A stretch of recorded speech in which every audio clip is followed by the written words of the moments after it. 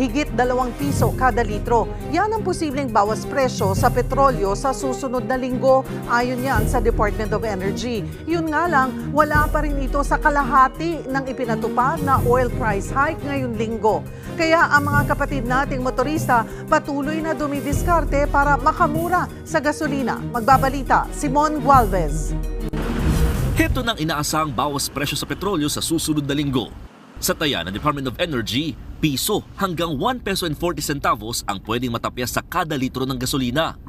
Piso 60 hanggang 2 pesos G sentimo naman sa diesel. Habang hanggang 2 pesos and 20 centavos sa kerosene. Pababa na raw ang presyo kasunod ng anunsyong ceasefire sa pagitan ng Israel at Iran. Pero ang tinatayang oil price rollback, hindi man lang nangalahati sa ipinatupad ngayong linggo na taas presyo. Kaya ang ilang PUV driver, dumadayo pa kung saan sila makakamura. Gaya sa independent oil company na ito sa QC na nasa halos 55 pesos lamang ang kada litro ng gasolina kumpara sa 56 hanggang 58 pesos sa mas kilalang mga oil companies. Hinahanap ko rin talaga mura kasi ang mahal ng boundary, ang dami na naming kalaban eh. May iba namang taxi driver na nauuwi sa pangungontrata ng pasahero. Gaya ng taxi na ito na nagsakay ng pasaherong galing na Terminal 1 papuntang Terminal 3. Gumamit naman daw ng metro ang tsuper. Yun nga lang. Ano yung metro mo kuya? Ay na yung miss babayaran namin. 245 ano? 228 na yan. 228 kuya, kakasakay lang. Mga 300 na abutin. Bago lang kasi ako sa Maynila. Sorry, bago kasi ako. Sa video namang ito, hinarang ng mga tauhan ng LTO ang isang taxi na bistadong hindi gumamit ng metro at naningil ng 250 pesos para magatid sa magkabilang terminal. Depensa ng tsuper. Naghahanap buhay na rin kayo, dapat hindi... Ma'am, may batas lang ng gas, ma'am.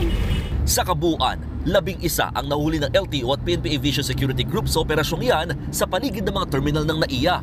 Aminado ang Manila International Airport Authority, matagal ng problema ang mga nangongontratang taxi.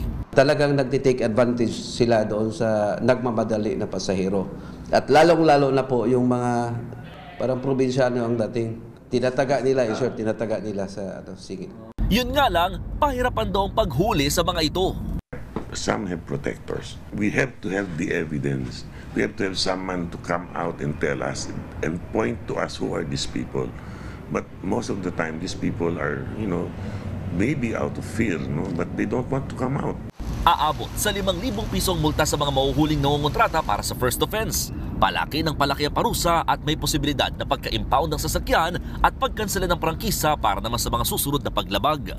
Nauna nang sinabi ng Department of Transportation, may mga libreng shuttle service naman gaya nito na available para sa mga nais magpahatid sa magkakaibang NAIA terminal, eksklusibo para sa mga pasahero.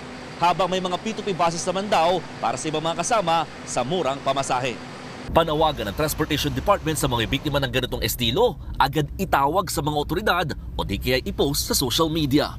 Ako, Simon Gualvez, para sa 1PH.